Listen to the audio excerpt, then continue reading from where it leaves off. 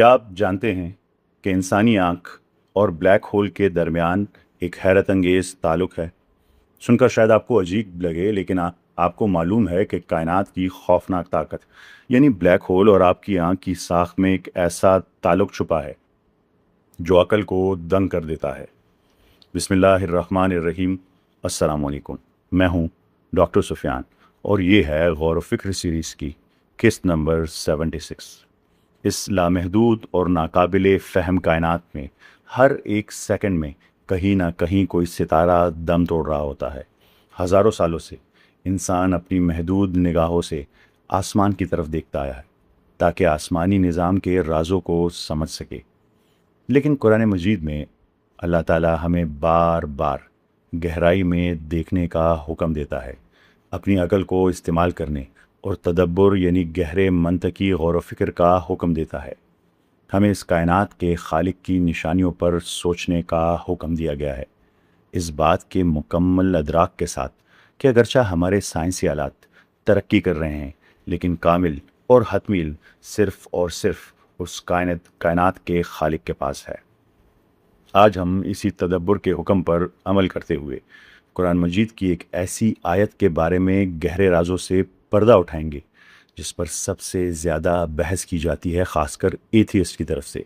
सूरह काफ की आयत 86 में हज़रत ज़ुल्करनैन के सफ़र का जिक्र है जब वो सूरज के गुरूब होने की जगह पर पहुँचे। आयत बयान करती है कि उन्होंने सूरज को एक सियाह कीचड़ वाले चश्मे में डूबते हुए देखा, जिसे अरबी में ऐन हामिया कहा गया है। सदियों तक क्लासिकी तफसीर ने इस दौर के जोग्राफियाई इल्म पर इन्हिसार किया। उलमाए कराम ने इसकी तशरीह यूँ की कि एक शख्स किसी बर आज़म के इंतहाई मगरबी किनारे पर खड़ा है और सूरज को एक गदले और स्याह समंदर के उफ़क़ में डूबता हुआ देख रहा है। ताहम जदीद दौर के नाकिदीन अक्सर इस क्लासिकी तशरीह पर एक सख्त एतराज़ उठाते हैं। वो आयत में इस्तेमाल होने वाले एक मखसूस अरबी लफ्ज़ वजदहा की तरफ इशारा करते हैं, जिसका वाज़े मतलब है उसने पाया। नाकिदीन की दलील ये है कि कुरान करीम यहाँ ये नहीं कह रहा कि हज़रत ज़ुल्करनैन को सूरज डूबता हुआ महसूस हुआ या महज ऐसा नज़र आया, बल्कि कुरान करीम बड़े हतमी अंदाज में कह रहा है कि उसने हकीकत में सूरज को इस चश्मे में डूबते हुए पाया। इस बुनियाद पर शकूक पैदा करने वाले ये एतराज़ करते हैं कि कुरान करीम यहाँ साइंसी लिहाज से एक गलत दावा कर रहा है, नऊज़ बिल्लाह। अपने इस एतराज़ को मंतकी तौर पर मजबूत बनाने के लिए शकूक पैदा करने वाले इसी सूरत यानी सूरह काफ की चंद आयत पीछे यानी आयत नंबर 65 का हवाला देते हैं। आयत 65 में जब हज़रत मूसा अलैहिस्सलाम की मुलाकात हज़रत खिज़र से होती है तो कुरान इन्हीं अल्फाज में बयान करता है, फ़वजदा अबदन मिन इबादिना, बस इन दोनों ने हमारे बंदों में से एक बंदे को पाया। सेम लफ्ज़। नाकिदीन दलील देते हैं कि यहाँ हज़रत मूसा अलैहिस्सलाम ने हज़रत खिज़र को हकीकत में यानी फ़िज़िकली पाया था। ये महज कोई ज़ाविया निगाह या नज़र का धोखा नहीं था, बल्कि 100% फ़िज़िकल रियलिटी थी। लेकिन ज़रा सोचिए, क्या इसका मतलब ये है कि पिछली क्लासिकी तशरीहात गलत थी? हरगिज़ नहीं। कलाम इलाही की हिकमतें और इसकी लेयर्स लामहदूद है। पिछले अदवार में उस वक्त के जोग्राफियाई इल्म के मुताबिक जो ज़मीनी तशरीह की गई वो अपने दौर के लिहाज से बिल्कुल बजा थी, लेकिन कुरान मजीद हमें बार बार आसमान और ज़मीन की तख्लीक में गौर व फिक्र यानी तदब्बर का हुक्म देता है और फरमाता है कि इस कायनात के ज़र्रे ज़र्रे में अकल वालों के लिए निशानियाँ हैं। चूँकि हमारा इल्म हमेशा से महदूद है और अल्लाह ताला की कायनात के राज लामहदूद, तो क्यों ना आज हम अपने इसी महदूद इल्म के साथ इस मंज़र को एक बिल्कुल नए और मुख्तलिफ ज़ाविये से समझने की कोशिश करें। क्या ये मुमकिन नहीं कि इस आयत के अल्फाज में ज़मीन के साथ साथ एक बहुत गहरी और फल्कियाती हकीकत भी पोशीदा हो? क्या हो अगर ज़ुल्करनैन ने वाक़अतन सूरज को डूबते हुए पाया हो, लेकिन ज़मीन की मिट्टी पर नहीं बल्कि कायनात की लामहदूद वसतों में। आइए खला की गहराइयों का सफ़र करें और ऐन हामिया की असल साख्त को डिकोड करें। ये समझने के लिए कि हज़रत ज़ुल्करनैन ने वाकई क्या पाया था, हमें सबसे पहले ان کے سفر کے حیران کن پیمانے یا اسکیل کو سمجھنا ہوگا۔ قرآن کریم ان کے سفر کے طریقے کو بیان کرنے کے لیے ایک خاص لفظ استعمال کرتا ہے، سببا، فَأَتْبَعَ سَبَبًا، بس اس نے ایک راستے کا پیچھا کیا۔ کلاسک عربک میں سببا کا مطلب محض کوئی کچی سڑک یا پگڈنڈی نہیں ہے، اس کا مطلب ہے اوپر چڑھنے کا ذریعہ، اوپر کی طرف کھینچی ہوئی رسی یا دو مختلف مقامات کو جوڑنے والا ایک باقاعدہ راستہ۔ اگر ہم اسے جدید یعنی تھیوریٹیکل ایسٹرو فزکس کی اینک سے دیکھیں تو یہ اصطلاح انٹرسٹیلر یعنی ستاروں کے درمیان یا انٹر گلیکٹک یعنی گلیکسیز کے درمیان سفر کی طرف مضبوط اشارہ کرتی ہے، جیسے کسی کائناتی پل کو عبور کرنا یا زمان و مکان کو موڑ کر سفر کرنا۔ حضرت ذوالقرنین محض کسی زمینی براعظم پر پیدل نہیں چل رہے تھے، وہ آسمانوں کے کائناتی راستوں پر سفر کر رہے تھے۔ کائنات کے اس عظیم اور شاندار مقام سے وہ عین کیا تھا جس کا انہیں سامنا ہوا؟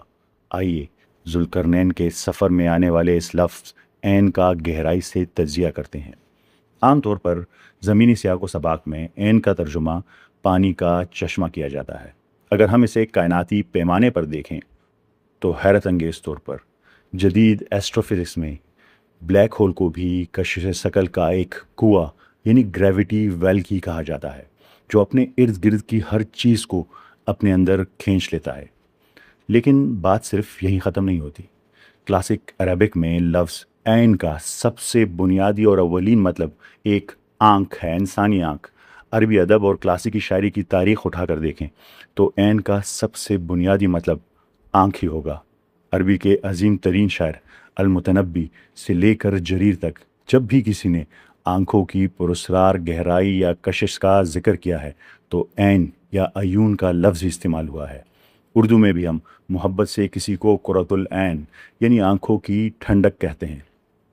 تو جب قرآن کریم کائنات کے ایک پراسرار اور گہرے ترین مقام کو عین کہہ رہا ہے تو در حقیقت وہ ہمیں کائنات کی اس دیو قامت آنکھ کی طرف اشارہ کر رہا ہے، جسے آج ہم بلیک ہول کہتے ہیں۔ اب ذرا ان دونوں باتوں کو ملائیں۔ ایک کائناتی کنواں جو دیکھنے میں بالکل ایک آنکھ جیسا ہے۔ جب ہم انسانی آنکھ کی حیاتیاتی یعنی بائیولوجیکل سٹرکچر کو کائنات کی سب سے پراسرار اور طاقتور چیز یعنی بلیک ہول کے ساتھ سامنے رکھتے ہیں تو ان دونوں کے درمیان موجود منطقی اور بصری مماثلتیں انسانی عقل کو دنگ کر دیتی ہے۔ لیکن اس حیرت انگیز مماثلت سملیرٹی کو پوری طرح سمجھنے کے لیے ہمیں پہلے یہ جاننا ہوگا کہ خود بلیک ہول کی ساخت کیا ہے۔ جب ہم ماہرین فلکیات کائنات کے ان دیو قامت اور خوفناک اجسام کو دیکھتے ہیں تو حقیقت میں وہ کیا دیکھ رہے ہوتے ہیں؟ ایک بلیک ہول چند مخصوص خصوصیات پر مشتمل ہوتا ہے۔ ایونٹ ہورائزن ہے سب سے پہلے، اس کے مرکز میں ایونٹ ہورائزن ہوتا ہے۔ یہ وہ حد ہے جہاں سے واپسی ناممکن ہے۔ یہ کشش ثقل یعنی گریویٹی کا ایک ایسا شدید کنواں ہے جو روشنی کے ذرات یعنی فوٹونز کو بھی ہمیشہ کے لیے قید کر لیتا ہے، جس کی وجہ سے یہ کائنات کی تاریک ترین سیاہی بن جاتا ہے۔ دوسرا ہے ایکریشن ڈسک۔ اس تاریکے کے ارد گرد ایکریشن ڈسک ہوتی ہے۔ یہ انتہائی گرم گیس پلازما اور ستاروں کے مادے پر مشتمل ایک نہایت تیزی سے گھومتا ہوا انتہائی چمکدار رنگ ہے، چھلا ہے۔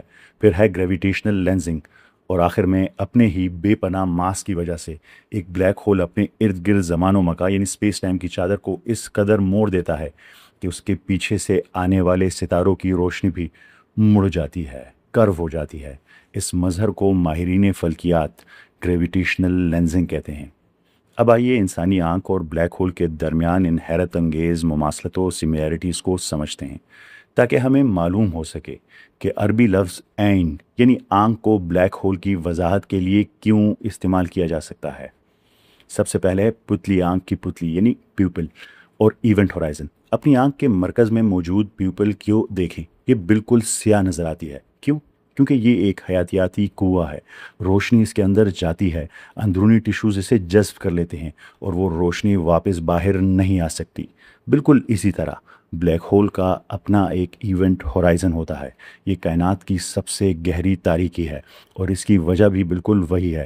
یہ کشش ثقل کا ایک ایسا مخصوص کنواں ہے جو اتنی شدت رکھتا ہے کہ تمام روشنی کو ہمیشہ کے لیے قید کر لیتا ہے۔ फिर आता है आयरिस और एक्रीशन डिस्क। आपकी स्याह पुतली के इर्द गिर्द एक रंगीन छल्ला होता है जिसे आयरिस कहते हैं। इसी तरह ब्लैक होल के मरकज़ की मुतलक तारीकी के गिर्द एक्रीशन डिस्क का फ्रेम होता है। फिर आता है हयातियाती अज्सा यानी बायोलॉजिकल लेंस और ग्रेविटेशनल लेंसिंग। जिस तरह आपकी आंख में मौजूद अज्सा रोशनी को मोड़कर एक तस्वीर बनाता है, बिल्कुल इसी तरह एक ब्लैक होल इतनी ज़्यादा कसाफत रखता है, मास रखता है कि वो अपने इर्द गिर्द के ज़मानो मकान को मोड़ देता है और अपने पीछे मौजूद सितारों की रोशनी को झुका देता है। इसे ग्रेविटेशनल लेंसिंग कहते हैं। हज़रत ज़ुल्करनैन दरअसल एक ऐन को देख रहे थे, एक हकीकी कायनाती कुआं, कायनात की आँख। लेकिन ज़रा ठहरिए, कायनाती सफ़र का ये मंज़र अभी मुकम्मल नहीं हुआ। कुरान मजीद हमें सिर्फ इस आँख का खाका पेश करके नहीं छोड़ता, बल्कि आयत 86 हमें एक और होलनाक मंजर की तरफ ले जाती है। आयत बयान करती है कि ज़ुल्करनैन ने सूरज यानी शम्स को इस कायनाती चश्मे में गुरूब होते हुए पाया। अब यहाँ देखने वालों के जहन में एक बहुत ही अहम और मंतकी सवाल उभरता है। अगर हज़रत ज़ुल्करनैन वाकई एक ब्लैक होल देख रहे थे, तो इसमें सूरज के डूबने का क्या मतलब हो सकता है? क्या वाकई एक सूरज किसी ब्लैक होल में डूब सकता है? दरहकीकत ऐन को ब्लैक होल तस्लीम करने की सबसे बड़ी और ठोस साइंसी दलील इसी डूबते हुए सूरज के मंजर में ही छुपी है। इस कायनाती गुत्थी को सुलझाने के लिए हमें एस्ट्रोफिज़िक्स की एक इंतहाई बुनियादी हकीकत को अपने जहन में रखना होगा, और वो ये कि हमारा सूरज भी दरअसल एक सितारा है। अरबी ज़ुबान का लफ्ज़ शम्स सिर्फ हमारे निज़ाम शमसी के सूरज तक महदूद नहीं है, बल्कि ये इस नौइयत के किसी भी चमकदार सितारे की नुमाइंदगी कर सकता है। उसे शम्स कहा जा सकता है। तमाम सितारों की एक उम्र होती है। ब्लैक होल लफ्ज़ी मानी में सितारों का एक कब्रिस्तान है। ये खला का वो खित्ता है जहाँ बड़े और मरने वाले सितारे अपने ही बोझ तले दब कर तबाह हो जाते हैं।